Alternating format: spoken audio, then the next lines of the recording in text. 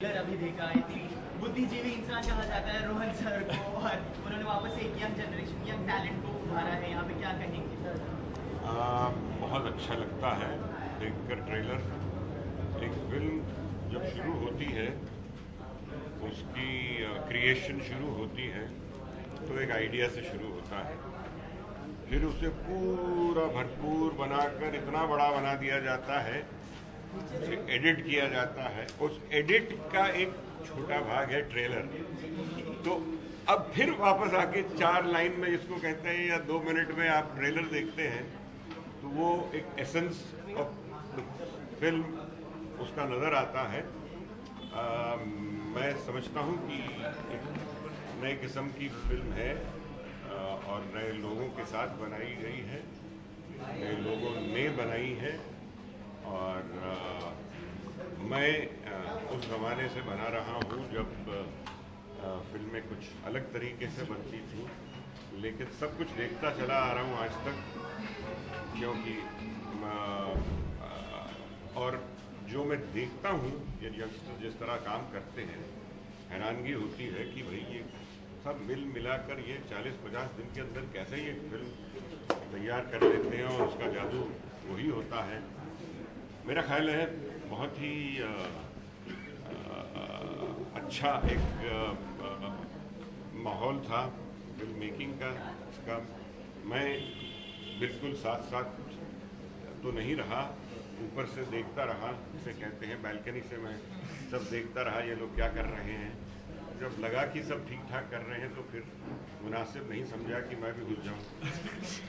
अच्छा काम हो रहा है, चलने दो, वरना और घुसकर बिगड़ जाएगा। मैं कुछ कह दूंगा, फिर सब सोचने लगेंगे अब ये तो बहुत पते वाली बात है, अब क्या करेंगे। तो ऐसे ही होता है।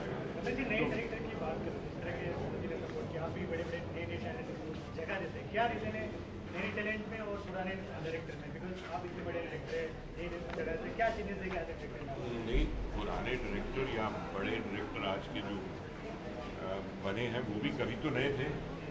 सबको एक नई शुरुआत तो करनी पड़ती है।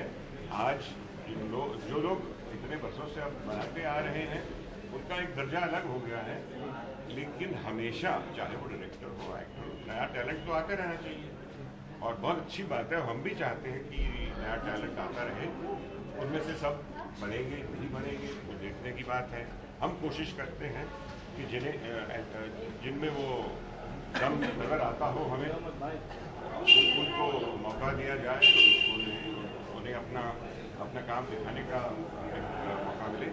मैं चाहूँगा गुड लक। मेरी तरफ से उनके लिए बहुत बहुत मुबारक एक तरफ से, और बेस्ट ऑफ लक। लास्टली आप सभी से एक सवाल होगा मेरा। ग्लैमर वर्ल्ड जिसे कहा जाता है, चमक धमक की दुनिया, उसी एक छोटी सी जगह पे ये भी ना, उसी एक छोटी जगह पे ये भी ना।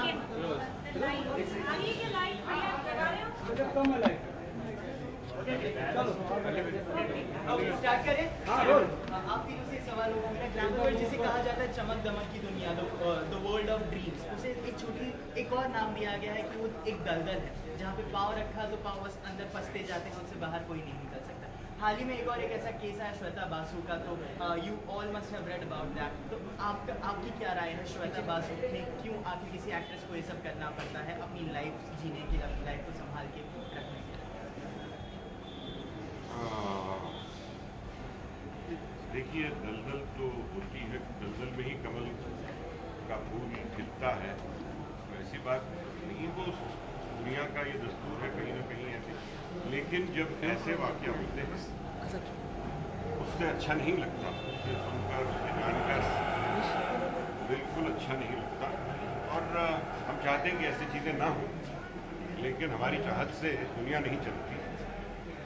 दुनिया के अपने दस्तूर हैं, अपने तरीके हैं, ये सब बातें होती रहती हैं। और इन्हें जो इतनी इसके बाद ये कहानी पूरी बन जाती है ऐसी, तो हम सिर्फ इतना हमें ऐसा ख्याल आता है कि ये सब पढ़कर और ये सब जानकर लोग इससे कुछ सीखें, तो ये दोबारा ऐसी बातें ना हो। Same thing you can repeat it in English. before you want something in English. That's easier. वही सवाल से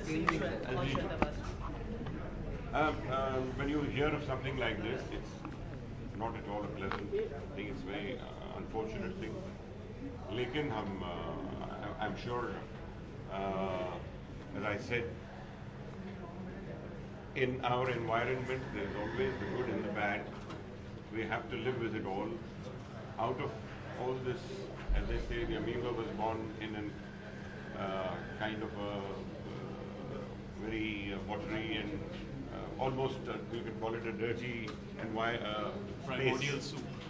So when these things happen, you have to believe that there is beautiful is also a part of that world, and we have to accept both sides of the world.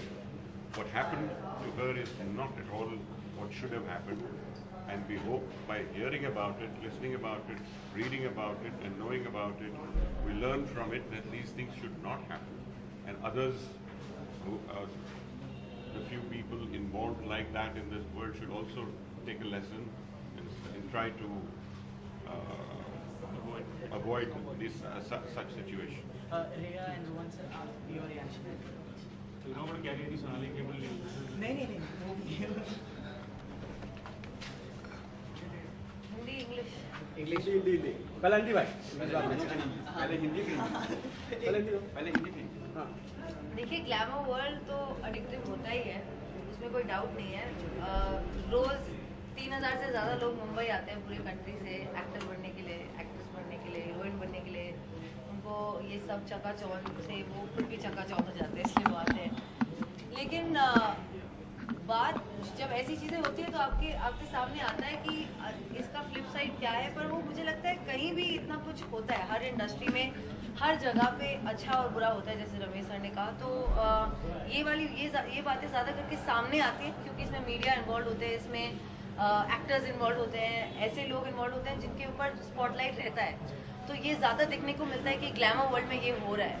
But of course जो हुआ बहुत ही बुरा हुआ, and इसके बारे में कुछ अभी किया नहीं जा सकता। But it's a good thing कि लोग देखते हैं, पढ़ते हैं, समझते हैं, और आजकल विमेन राइट्स दूसरे लेवल पे पहुंच गया है। तो आई थिंक अब इसके बारे में हम क्या कह सकते हैं। अभी सोनाली जैसी लड़की बनना चाहिए आपको अपने दम पे।